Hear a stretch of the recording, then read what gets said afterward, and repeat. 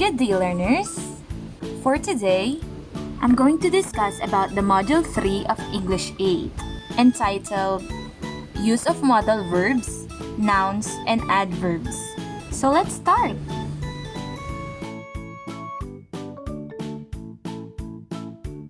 The most essential learning competency covered in this module is on how to use modal verbs, nouns, and adverbs appropriately. Specifically, you are expected to identify modal verbs, nouns, and adverbs used in sentences. Construct sentences using appropriate modal verbs, nouns, and adverbs. Address different societal problems by writing ideas using different models, and express appreciation of Afro-Asian cultures reflected in the story using modals. What I know. Before you proceed, check your knowledge on the lesson that you are about to learn. Test yourself by answering the questions below. Choose the correct modal to complete each sentence. After you read the sentence, you have to choose the correct modal and encircle the letter of your answer. You have 15 items to answer in this part.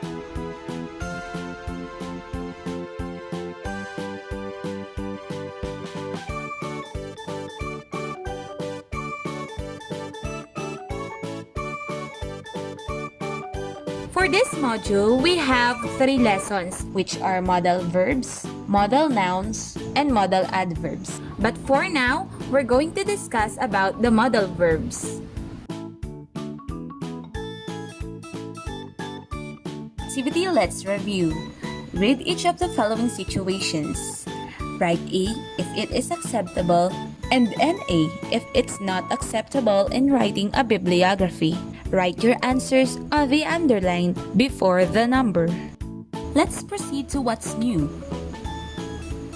This time, as you go through the next activities, you will be learning about the correct use of modal verbs.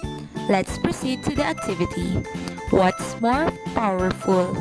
Study and analyze statements A and B. Let me read the statement A. All persons below 21 years old must stay at home during enhanced community quarantine. Statement B. All persons below 21 years old might stay at home during enhanced community quarantine. After you read the statements A and B, you have to do the self-check by answering the questions that follows. First, which of the two statements would make a person below 21 years old feel sadder? Notice the underlined word in the two statements. What do you think are those words? These words are examples of modal verbs. What are modal verbs? Modal verbs are auxiliary or helping verbs which modify or change the meaning of the main verbs. You use modal verbs in giving advice or suggestions, making requests, or in giving predictions and prohibitions. Here is a list with sample sentences. The first use of modal verbs is really certain. When we say certain, it is used to say that something will definitely happen or that someone will definitely do something. In this usage, we have the modal verbs will, shall, must, won't or will not, shan't or shall not, can or cannot. For example, Jana's debut party will be planned secretly. So based doon sa sample sentence na binasa ko kanina, masasabi natin na talagang mangyayari yung pagpaplano ng debut party ni Jana secretly dahil sa modal verb na will. Very likely, meaning having a high probability of occurring or being true. Di tulad sa really certain, sure talaga na mangyayari ang isang bagay. Pag sinabi naman nating very likely, meron pang possibility na hindi mangyari. Pero napakaliit lang ng chance na hindi mangyayari yung bagay na yon. Okay? For example, The traffic is not heavy. We should be there before the time. Ang ginamit ditong modal verb ay yung should.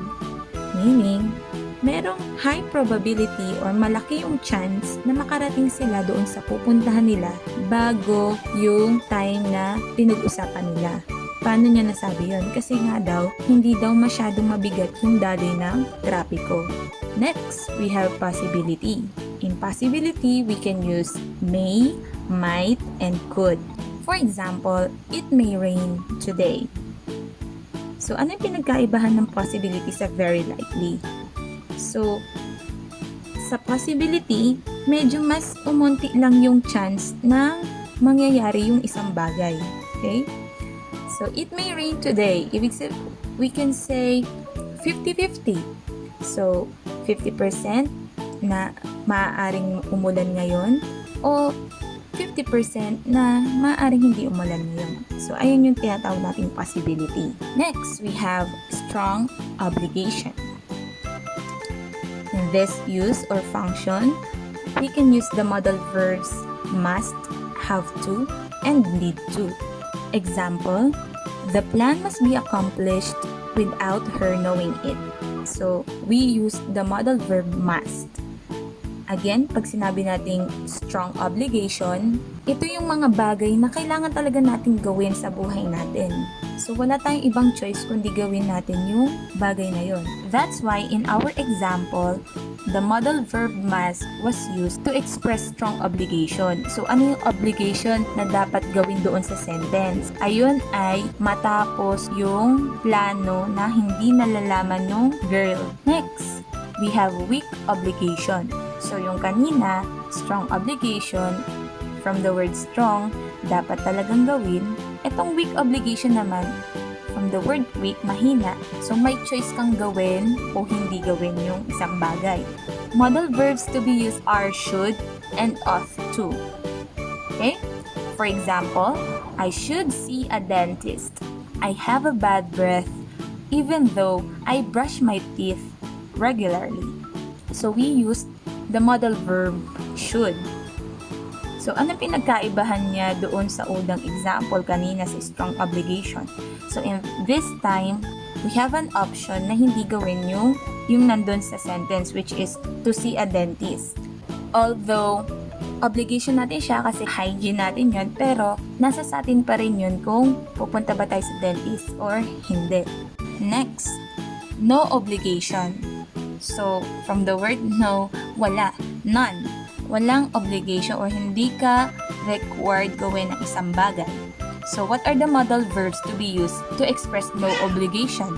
We have need not, do not need to, and do not have to. I need not brush my teeth now.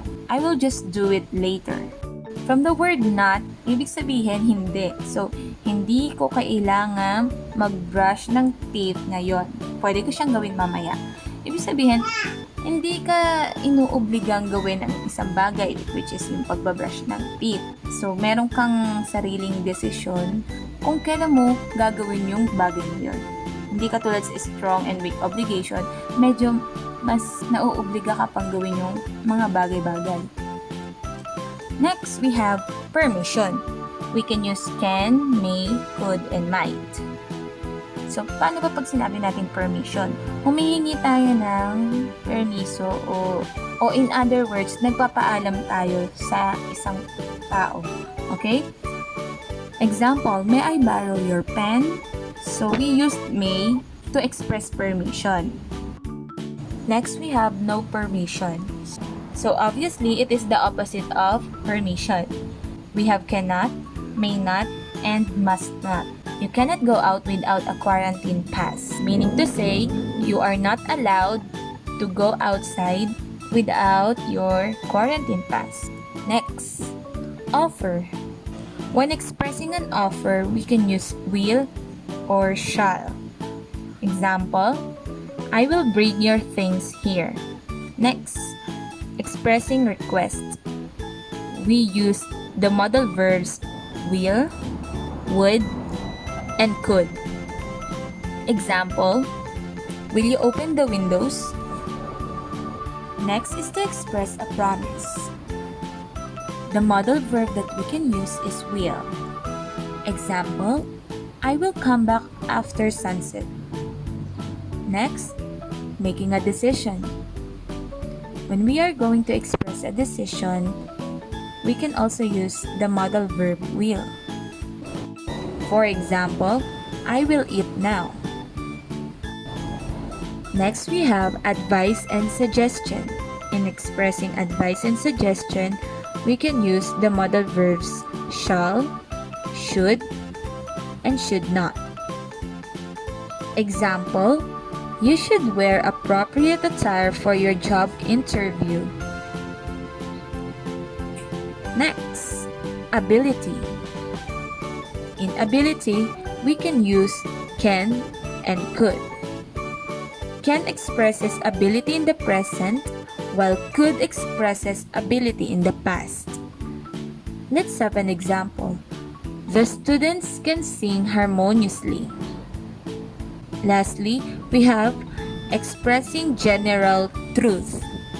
This time, we can use can and may. For example, we can avoid the COVID-19 by following health protocols. In Activity 1, in printed shirt, you will see an illustration of a girl with her cabinet or her closet, and it shows different shirts to wear. And this is the question. If you were Andy, which of the shirts would you want to wear? Notice the modal verbs printed on each shirt. Let's read the words or the statements printed on each shirt. First, could you open the door for me? Second, I can play any musical instrument. Third, you must follow me. Fourth, may I go now? Lastly, I will eat now.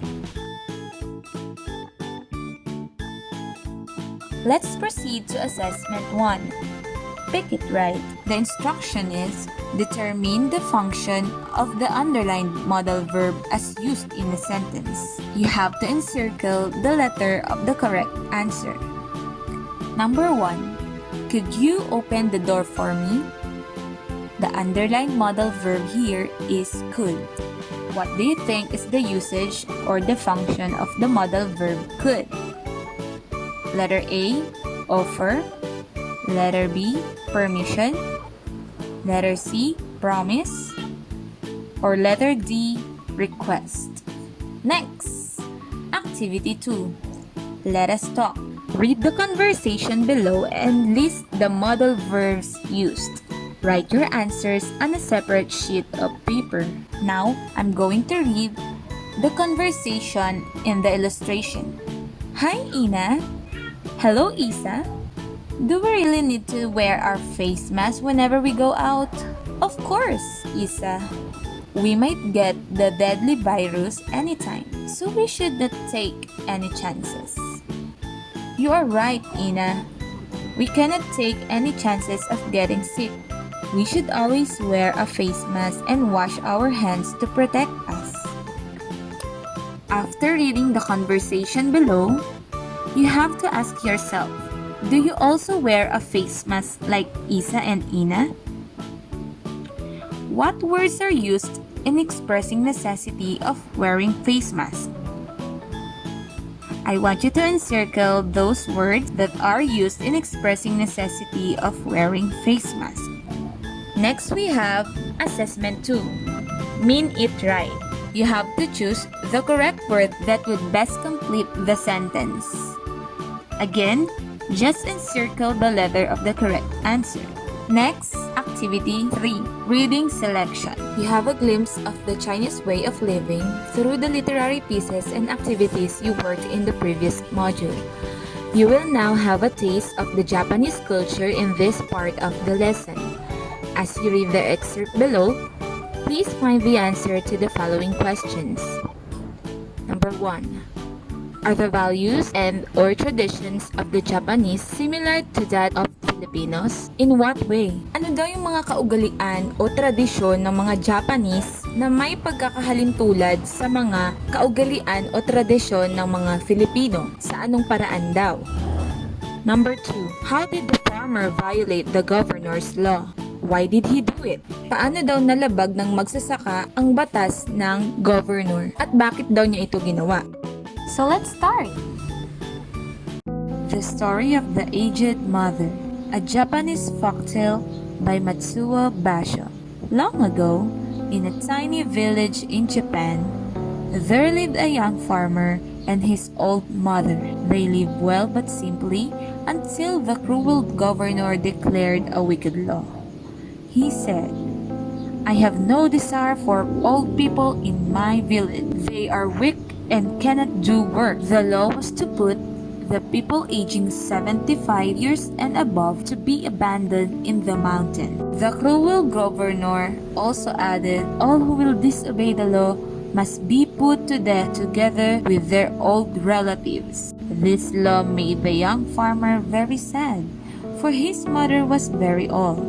Though he loved his mother, he must obey the governor. The young farmer carried his mother to the mountain with a heavy heart. On their way to the mountain, the mother dropped small twigs as markers to help her son get back. When the farmer bade farewell, she advised him to return home with the aid of the twigs. This made the son make up his mind to take his mother back home. Filled with dread, he hid his mother in his home. Their kitchen, where he keeps their foods, became his mother's new place to live. Time passed, and the farmer was beginning to feel safe when the governor had announced a demand to all of his people that he wanted a rope of ash. Nobody in the village could make one. It was impossible. The farmer became anxious with the governor's demand, so he asked his mother if she knew how to make one. His old mother, filled with the wisdom she gained from her years of living, had smiled to show her son that the governor's demand is not impossible. She said, "Son, make a rope from a twisted straw. Stretch it on a flat stone and burn it there on a windless night." The farmer did what his mother told him, and amazingly, it worked. He told the other villagers that he could make the governor's demand. Immediately, the farmer was sent to the governor's place to show him the rope of ashes. The governor became happy to see how smart his people are from accomplishing a difficult task. To his joy, he asked the farmer where he got his wisdom. This made the farmer tremble in fear and immediately bowed down to the governor, begging for forgiveness. The farmer had told him about his mother and how he was able to create the rope of ashes. The governor became silent and had thought deeply for a while. At that moment, he abolished his law on abandoning the old people. He would not kill the elders anymore because they had great wisdom.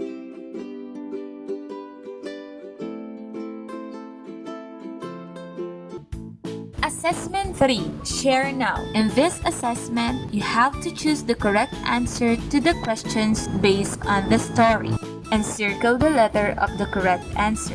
So sa assessment 3, nakabase yung mga tanong doon sa kwentong binasa natin kanina, which is The Story of the Aged Mother by Matsuo Basho. So yung binasa kong kwento kanina, it is a Japanese folktale, pero hindi pa siya yung buong folktale. Excerpt lang po siya, meaning kinuha lang yung pinaka main idea o yung pinaka summary ng kwento. So habang sinasagutan nyo tong assessment 3, pwede nyo balikan yung page kung saan nandoon yung kwento. Or kung naintindihan nyo naman yung kwento, pwede nyo nang sagutan without looking back at the story. Now, you have to complete the paragraph by writing down the things that you have learned about modal verbs. Write your answers on a separate sheet of paper.